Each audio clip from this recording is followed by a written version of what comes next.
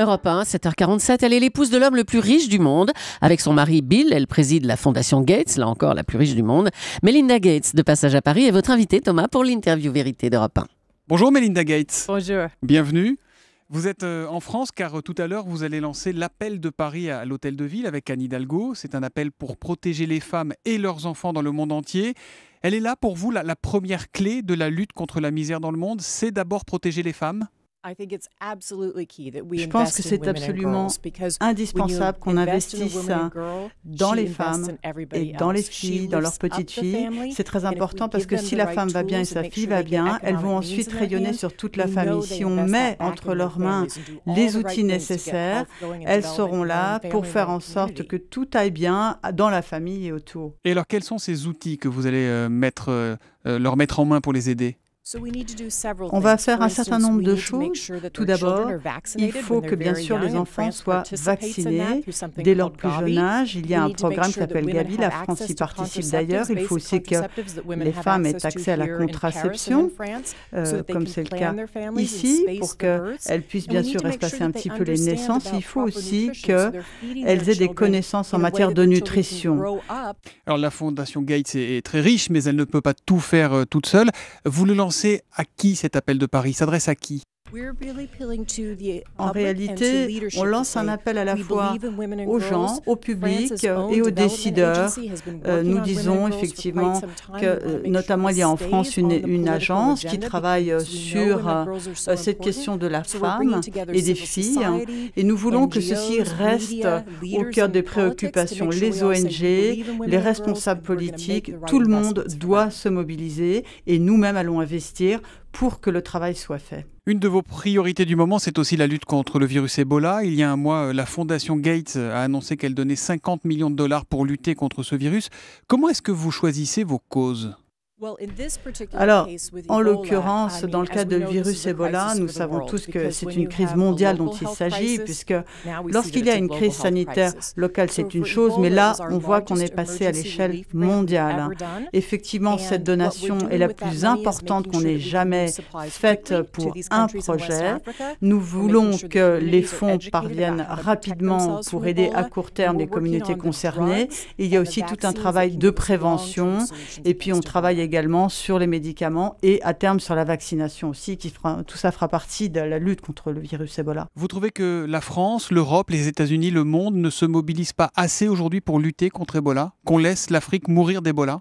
Je pense que ce qui est vrai, c'est que ça a pris un certain temps, c'est-à-dire que les pouvoirs publics aux États-Unis, en Europe, ont mis du temps à comprendre l'ampleur du problème. Et une fois qu'ils ont compris, là, ils se sont dit qu'il faut aller vite.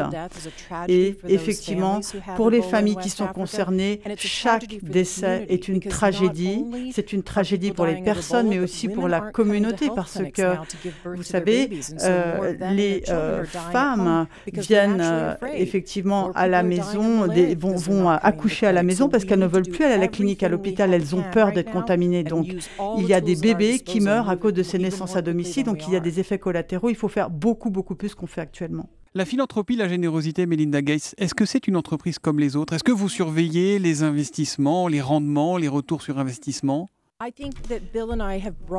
Avec Bill, nous avons effectivement donné un esprit on a mis l'esprit du business dans cette activité philanthropique, c'est-à-dire que lorsque l'on fait un investissement, il faut réfléchir pourquoi on le fait. Donc on mesure, on vérifie, on regarde également combien on obtient de vaccins grâce aux fonds, grâce au financement et comment on obtient des médicaments dans la lutte contre le paludisme. Ça, c'est notre esprit, notre façon de travailler. Il faut savoir où va l'argent, à quoi il sert. Est-ce que vous diriez que votre générosité, à vous, à Bill Gates, votre mari, trahit peut-être une forme de culpabilité ? On vous a beaucoup donné, vous avez beaucoup reçu, donc peut-être vous dites qu'il faut rendre.